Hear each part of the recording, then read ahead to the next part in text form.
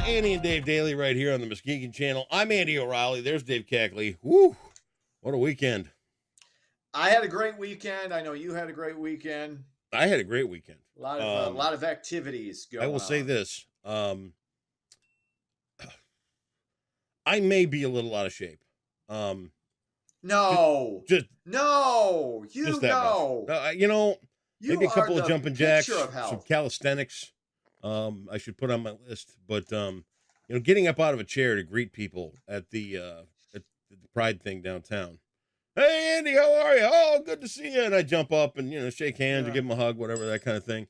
Whew, I'm a little sore. The standing up and sitting down stuff. You got sore from shaking hands. Ooh. I'm worn sore out. too, but I've got a legit reason. You're sore literally from getting out of your chair to greet people. Yeah. Wow. We need to reimagine the way that we set things up so I can be easier to get to, so I don't have to stand up. I've got You literally, you're You know what I'm about thinking? 6 months to a year away from needing a motorized cart and wheeling around and just doing it that way. Just slapping people on the hand.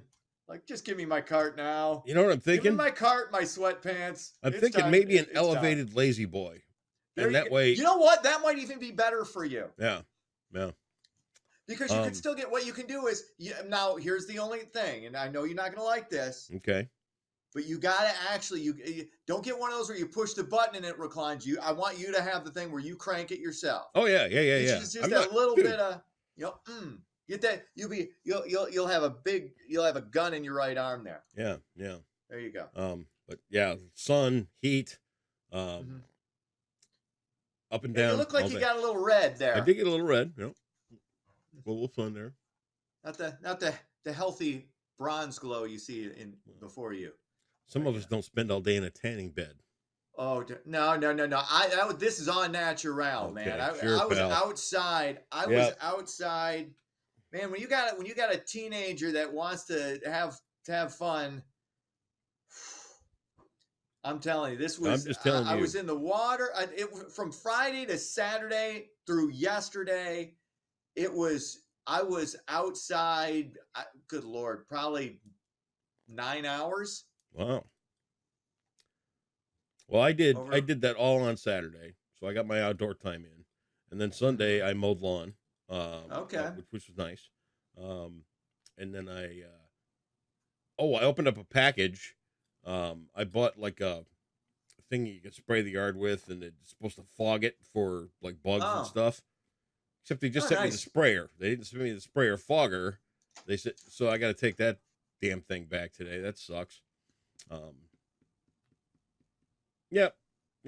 So a little disappointment at the end of the weekend, but I will persevere. I will move on.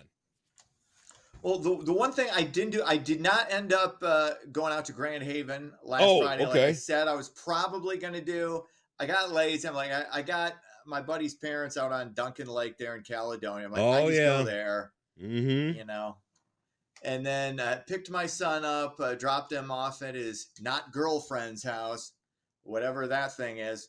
And they hung out for a while. And then he and I had to rest up a little bit on Friday because Saturday we went to the fitness center, worked out. We played basketball. I took him to the football field in 90+ degree heat and had him run pass routes. And I'm just chucking balls at him right and left.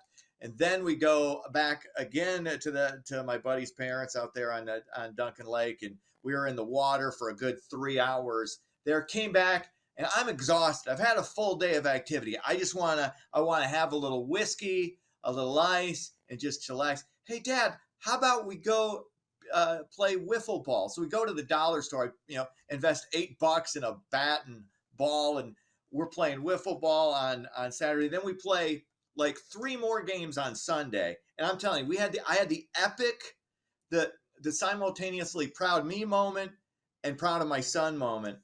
But here's what happens. I am hammering him 10-1. 10-1. I'm trash talking his ass the whole time. I'm just cranking it left and right, and I'm just throwing launch. I was like Nolan Ryan on the wiffle ball mound. Yeah, I'm not gonna lie. It was just I am just throwing cheese. Anyway, problem is I'm old, right? And I don't realize how old I am. So my arm starts to give out. Again, I'm up 10-1. My arm gives out. It's the bottom of the last inning. I'm barely getting it up there. He starts launching. Now he's trash talking me. He gets it to 10-7 with runners on first and third. Then he cranks a home run and ties it. 9 runs it's the top of the last inning. But then bottom of the last inning, I come in, knock in a walk-off 3-run shot to win it 13-10. That game, I know, okay, you're faking like you're asleep right now. This was the most exciting sporting event of the weekend. Forget the NHL Stanley Cup Finals. Forget the NBA Finals. Forget all the other baseball games going on. My 13-10 win over my 13-year-old son, that was an ESPN instant classic that should be shown for the rest of eternity. It was amazing. I was proud of my son for coming back, and I was proud of me for taking him down. Like you can't let your teenage son beat you. Can't let him do it yet. Duncan Lake. It was. What were you saying? Oh, good God! Forget it. The rest of the audience enjoyed it while you pretended to fall asleep and dream of America's Funniest Home Videos. That's fine. All right. Okay. You went on about your weekend. I gave you a nice father-son story moment. And father-son story. What happened? What did you guys do? You decide to crap all over. No, I'm not. You had a father-son moment? Tell me about it. Yeah, I'm not rehashing it. No, you're being a dick. And I'm just going to go do the news now, and then you can pretend to listen to that. Okay. All right, let's get into it. Gas prices could soon see another spike. Saudi Arabia is reducing its oil supply to the global community. The Saudis are cutting off 1 million barrels per day. That's scheduled to start next month. Patrick DeHaan kind of teased this a while back. That's probably when we're gonna start to see that $4 a gallon gas creep back in. Hopefully that won't be a long-term thing. Hopefully it's just short-term. But that's pretty much up to the Saudis. So we're gonna have to wait and see on that. But again, you might have to tighten those purse strings or wallet strings or whatever you put your money in strings, and we shall see what happens. Anyway, what else is going on? The U.S. Postal Service has released its national dog bite rankings. Over 5,300 postal employees were attacked by dogs in the past year. Houston, L.A., and Dallas rank 1, 2, and 3 with the most dog attacks against the USPS. Just deliver the mail on time. Okay, just get it there on time. I understand. You might. Maybe the dogs. Maybe they're waiting for their Alpo via the mail. I don't know. I don't know how people feed their dogs anymore. I don't have a dog. Well, I don't know how here's this works. The thing. What you got to keep in mind. I'm just saying. Is that I come from a family of delivery people. These are my people. Yeah. I understand these things. And where the U.S. Post Office is going wrong is that they're not doing what the UPS people used to do, which is where my roots are tied, right? This is where I come from, a family of UPS. Mm-hmm. Yes, my that's dad different used from to the USPS. take a table leg with him in the truck. Makes sense. If a dog came through the yard looking like he was going to bark, my dad would bring said table leg out with him to the door, and dogs generally had a change of heart when they saw something bigger than a Louisville Slugger in his hand. And yeah, so he never got bit. So post office people, there's a little tip for you. If you're going to be walking around and handing out mail, especially in places where, yards are full of pit bulls and everything like that, hey, you know what? You find yourself a garage sale, find some old table, saw off a leg, and carry it around like Pete used to. That's all you got to do. There you go. Problem solved. By the way, if anybody from the fine organization known as PETA is viewing this, I can't say the dog was ever struck. Okay, see that. All I can say is that the dog would see said implement in hand and reimagine what he was about to do. And discretion was the better part of valor in that. Generally, the way it works out. Okay. Yep. All right. That's love, PETA. That's so sounds like your dad. I'm just, Here's something to think about. There's something to think about. Okay. All right. We understand each other. We're good. Drop your box. Keep moving. Finally, more Michigan residents are available for food assistance. I don't know why I wrote it that way. More Michigan residents are available for. I don't even think that's the word. How about this? More food assistance is available for Michigan residents. Yeah, that's the way I should have written that. I wrote that horribly. Guess what? Listen carefully. Listen. There you go. A family of 4 with an estimated income of $55,500 now eligible. That's an 8% increase from 2022. So there you go. If you're in the need, and you got some rugrats running around more than I have, then you can go ahead and enjoy some assistance, and that's always good. All right. Sports. Lot going on. Tigers fall to the Chi Sox 6-2. Cubs win. They hammer San Diego 7-1. It's Vegas against Florida. Game 2 of the Stanley Cup Finals tonight. They lead that series 1-0. Miami ties it up with Denver. They win Game 2, 111-108. That series tied at 1 game apiece. That's sports. Are your teeth starting to do that thing where they all become one big tooth on the bottom? What are you talking about? Yeah, like they all turn into one tooth. Are they all blending together? What? I had the whitening stuff. Oh, right. So they just look like, It just looks like they're calcifying and turning into one big tooth. That's weird. Well, you're from Berry County. That happens. I get it. Ha ha ha ha ha. What is Dance wrong with at you? the June weddings. Did you get that? Dance at the June weddings. Dance at the June weddings for 200 today. Easy day. Beginning as a Hasidic melody, Hava Nagila has become a tune for the best-known Israeli folk dance. What is the best-known Israeli folk dance? You have no idea. No, I think I do, because you really don't. I forget what it is. When you say it, I'm going to know what it is. But hang on, I'm going to try and figure out. Yes, I'm going to try and figure out what it is.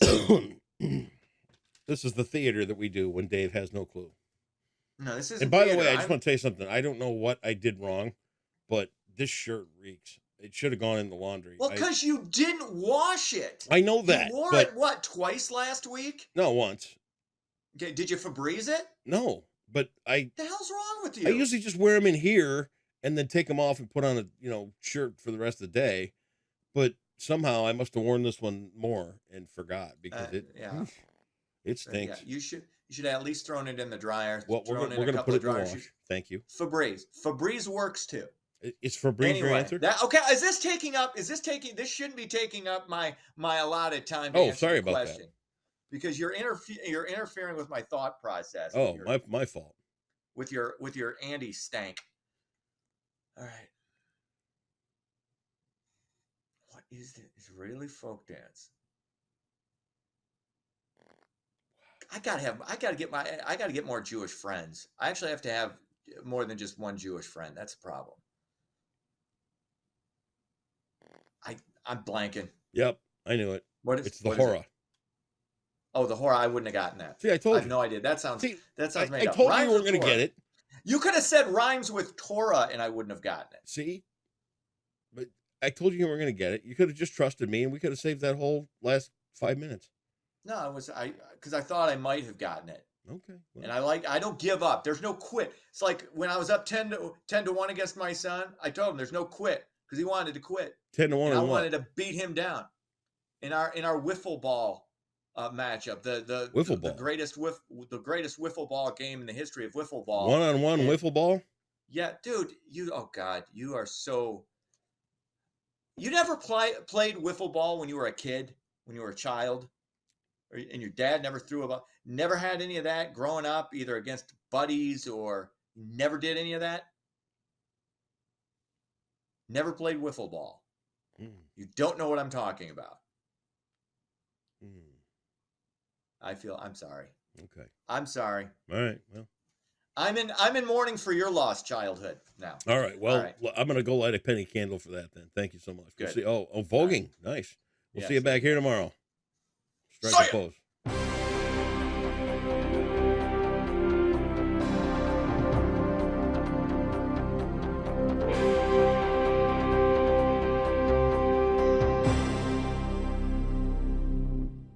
Happy Monday, Muskegon. Hope you all had a great weekend. And this week will be mostly confined to fire weather danger as our dry stretch continues. So let's look at your forecast brought to you by Trinity Health. Your Monday weather headlines and weather headlines all week pretty much will be an elevated risk of fire. So do not burn anything because the dry weather and the dry ground and also the warmer temperatures and breezier conditions will elevate our fire risk this week.